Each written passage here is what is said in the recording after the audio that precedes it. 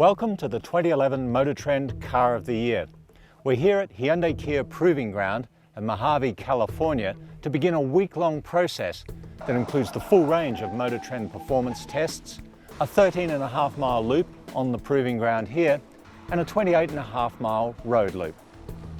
21 new or significantly upgraded vehicles are eligible for this year's award.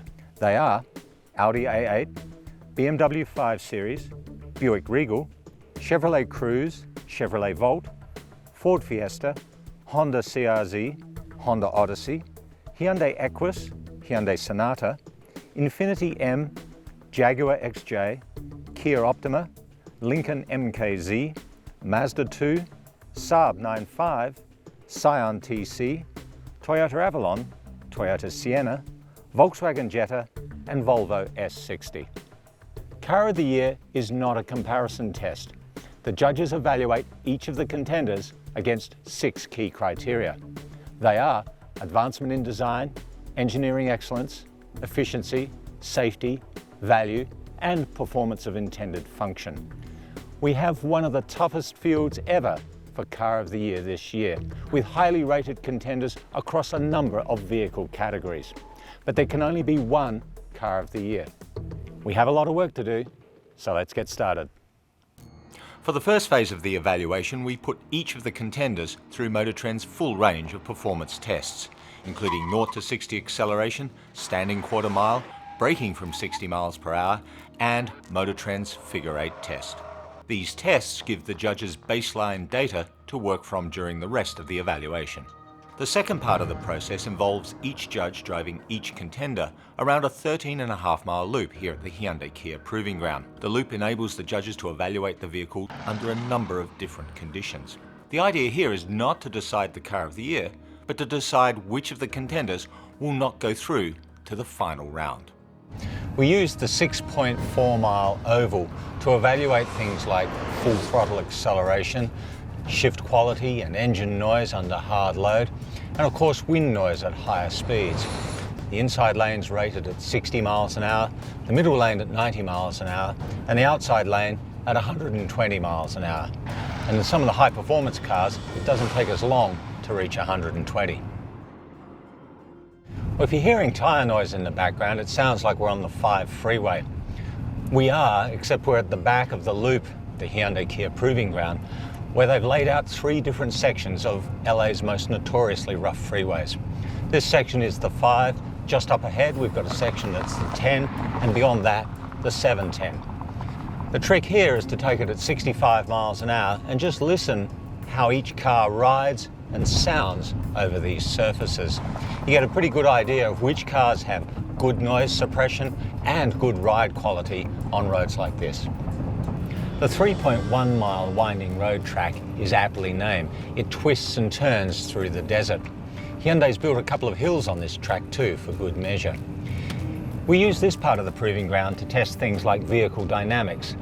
We're looking at stability control systems, how well they work, whether they intervene too soon.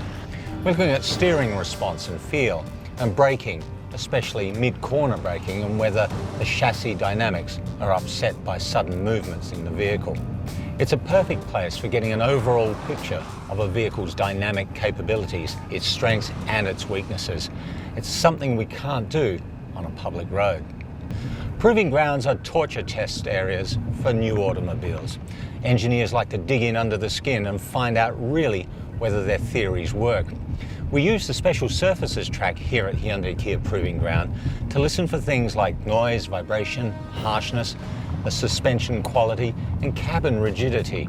You learn an awful lot about a car in a very short space of time on this track. After 2 days here at Hyundai Kia Proving Ground, the judges sit down to discuss and decide which of the contenders are not close enough to the 6 criteria to warrant going into the final phase of the process. Well, it's still one of the most confidence-building and best dynamic cars in the group. It did move backwards from the last generation BMW. It's heavier, and I think BMW's caught at the crossroads of being the ultimate driving machine, and now they're trying to be the ultimate luxury car, and I think they're got one foot in each canoe, and it's It's really compromising the brand and doesn't really lead the way to being superior and therefore being in the final cut for Car of the Year. Well, in a lot of ways, I was really impressed with the CRUZE. I really like the way it looks. I think the interior is really, really nice, but I was let down with the transmission in this. And really, $25,000 for this vehicle as tested is just too much money for me.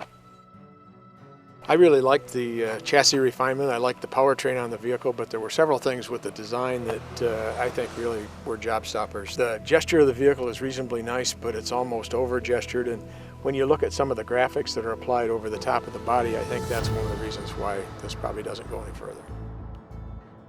I really struggled with this car. I mean, in terms of performance of intended function, it's trying to do two completely opposite things. It's trying to be a little sporty car, and it's trying to be an eco car, and it's not very good at either of them.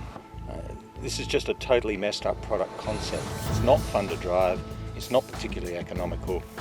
There's no way it's ever going to be a Car of the Year. I think the idea of an old-fashioned, luxurious, chauffeur-driven car is something that's missing, and I think it's a great idea, but this car just isn't there yet for the American market. I think they're about 2 generations away from creating a true luxury car in this idiom. So, the 37 seemed a bit better balanced, but there's some crudeness and harshness in the drivetrain in both of them, and particularly the 56X was almost a spooky car. No, not almost, it was a spooky car. You try to drive this thing hard and you're gonna get yourself in trouble. I really did like the way the Kia looked overall. I thought it had a very stunning, very bold exterior and a really great interior. One of the most surprising interiors here. What really let it down for me though is the way it drove. There were other Korean cars here that drove better. The ESC, stability control, is particularly harsh out here. It really slowed you down when you're trying to have fun. So for me, it just really can't go any further. it's still a great chassis. The car handles great. They've upgraded the interiors. It was the best hybrid. It's got the best hybrid regen, but hybrids are moving on and the competition is moving on, and it's not a leader in the luxury car field. It's not enough of a breakthrough to really be considered for Car of the Year in the end cut. I also, like a lot of people here, really enjoyed driving this car. I thought it was a fantastic shifter, a lot of fun going around the figure eight and the handling course. There's certainly a strong value message here. The car is very inexpensive, it's lighter. I think it looks better than the Ford Fiesta, but ultimately it is not class leading, and if you can't, win out in your class, you really have no business being Car of the Year. Yeah, for my money, this is like the best looking Saab that's come out in an awful long time. And inside, yeah, it's unconventional, but it's very Saab-like. I kind of like the turbo and so forth. It had a really terrible transmission issue though. Couldn't shift down, into second gear until you were practically stopped in the manual mode. Okay, well, there's a market for this car that is often overlooked. A large sedan that can carry people in comfort, with room, quiet, excellent ride quality. A lot of the American public is looking for a vehicle just like this, although it's not very exciting.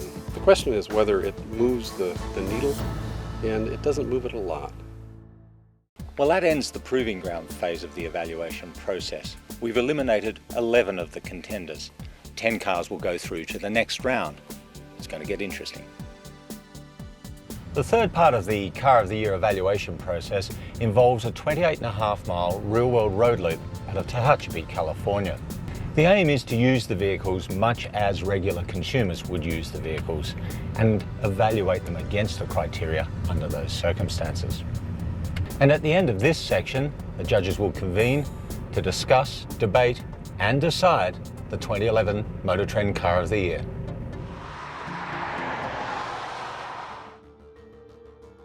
I mean, the engineering excellence is very strong if you look against the criteria in that car, but then you ask yourself to what end? An awful lot of time, effort, money and intelligence has been spent on making a car that has a fundamentally flawed powertrain layout with the engine slung out over the front axles, make it handle like a rear-wheel drive car. And so you kind of come away thinking, if you were going to do a luxury car from a clean sheet of paper, how good would it have been if they could have done that? I really was impressed with the design both inside and out of the Buick Regal. I think the way the surfaces were handled, the package, the way everything fit over the chassis, I just thought it was very well done. When you look at the inside of the vehicle, the grains, the gloss, the color work, the design of the interior, I was just equally impressed. So all in all, I think this is an exemplary effort for a very new direction for Buick. Well, really, there's three things that really struck me about the Volt. We knew this was a moonshot for General Motors, and the first thing that amazed me was the level of integration of hardware and software. I expected kind of a science experiment where maybe a few glitches here and there. They've just done a masterful job of engineering this vehicle so it is very transparent, very smooth. The second surprise for me was I think the Volt will create a new driving experience that some people will like very much. It's so quiet that in stop-and-go traffic, it almost creates a cocoon. The third thing is it's a real car. It's a car that you can drive cross-country. It does what you need to do, and it really doesn't have a whole lot of compromises associated with it. I think like so many Hyundais, the Sonata looks great on paper. In fact, it's class leading almost. I mean, it's power, fuel economy, interior volume, price. I mean, it's the best. But yet, the ride isn't that great. The steering isn't great. As Allison said, the refinement isn't good. So as a whole, the car is not class leading. I mean, for me, the Jag was without question the most emotional car here. It had the most personality of all the cars here. It was the one car I really didn't want to get out of when I was done with the loop, when I was done with the handling course, when I was done with the high speed. I loved it. It's ferocious. I mean, the power is nuts, and it's not the most powerful one you can get. I just thought it was an excellent car overall. They've incorporated virtually every feature that they can think of for a minivan. I found it to be an enjoyable vehicle, a great evolution of the product, and in general, I'm just astounded at how good the entire minivan class is, and clearly the Honda Odyssey is a step forward as well. The Scion TC looked great on paper. For in its class, it's incredibly fast, but it didn't really excite me when I drove it. There's nothing really in it that said anything special. Sure, the steering wheel is really nice, but that and a lot of things are just a lot of fan service inside the car. Nothing really stood out in a way that was unique or different, and doesn't really speak to like the brand ethos that Scion should have. If all we cared about with minivans was power and performance and handling, Sienna would unquestionably be the winner. Unfortunately, that doesn't really matter so much with minivans, and there was a kind of a cheapness to the interior, which I didn't really care for. Awkward seating position with your knees way up in your face. I don't know, something kind of lacking from it. Going into it, this was the Volkswagen that had been dumbed down for America. It doesn't have the best powertrain and suspension solutions available to Volkswagen in the segment, but it's been carefully thought out, and the vehicle package, especially the interior room and the pricing strategy, could make it a benchmark C-segment player here in the US. You know, Volkswagen's done a great job, I think, of tailoring a product to the needs of this specific market. Even as a huge BMW fan, this car really has shaken my affection for the 3 Series. I think it's a strong competitor. Powertrain is very impressive in its class especially, and just driving it, it feels like no other Volvo I've been in recently. So that's it. Everyone's said their piece. Now it's time to vote. One judge, one vote, one car of the year. Okay, everyone. We have a result. The 2011 MotorTrend car of the year is